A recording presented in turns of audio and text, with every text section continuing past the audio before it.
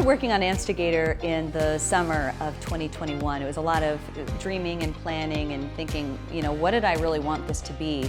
But it also meant that there would be a day where we would have to go into a studio and shoot all of it.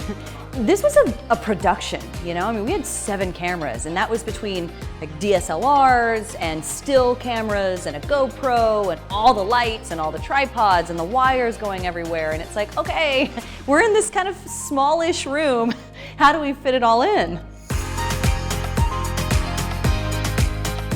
We had a few hiccups. The night we were setting up, one of the 2 photographers had his car broken into. His laptop was stolen while we were in that room, in that building, setting everything up. And so then I feel terrible, right? Because here he's spending this weekend with me trying to make this podcast happen, and then he just gets kicked in the pants with getting his car broken into and getting his laptop stolen. And then the very next morning, first day we're shooting, my other photographer then locks his keys in the car.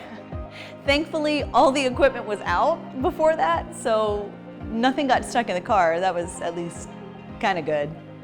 But there's always something. So when it came to putting the podcast together, I always knew I wanted it to be about purpose, that the content was set. But how we put it together was really based on the team of people I put together.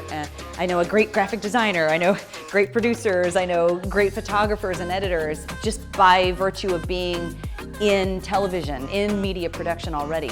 So to create a project together, to collaborate with people and say, hey, take the shackles off. What do you want to create? What do you think would look cool? And to put that creative energy together was what made this so successful. When I started reaching out to people to see if they wanted to be guests on AMPstigator, one of the things that people would ask me a lot is, oh, hey, can we do this online? Can we do this as a Zoom or whatever? And I would say, absolutely not. This has to be done in person, COVID or not, I don't care. It has to be in person.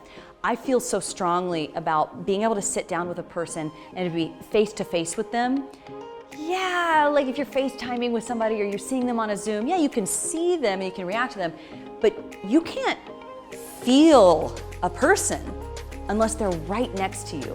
And I just knew from the start, being in person was a non-negotiable. It had to be in person, because the depth of the interview was riding on me being able to be face to face with somebody.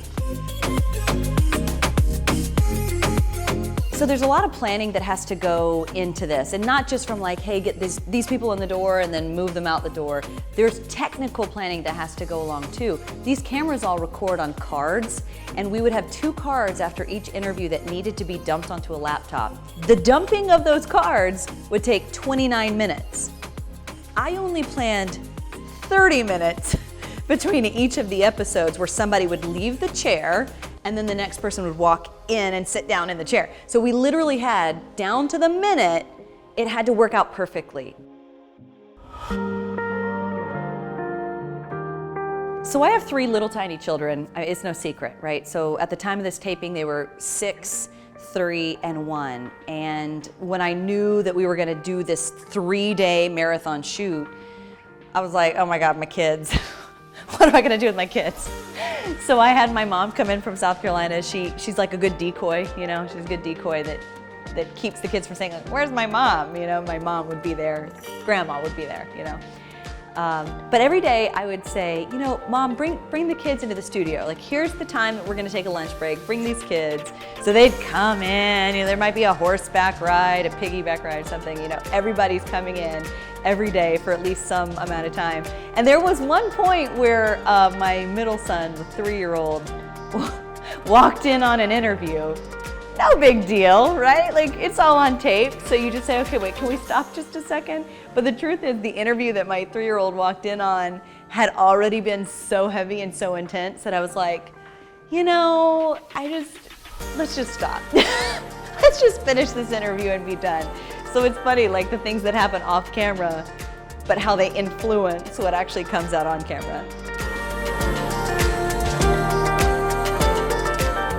By the end of it, We had spent 30 hours in 4 days in this one kind of small space. We'd recorded 13 episodes. We had 54 hours of video. I mean, we were kind of spent, you know? So for me, a celebration was in order. We were able to tear everything down a lot quicker than we set it up. At the end, we were all just really excited about what we'd created.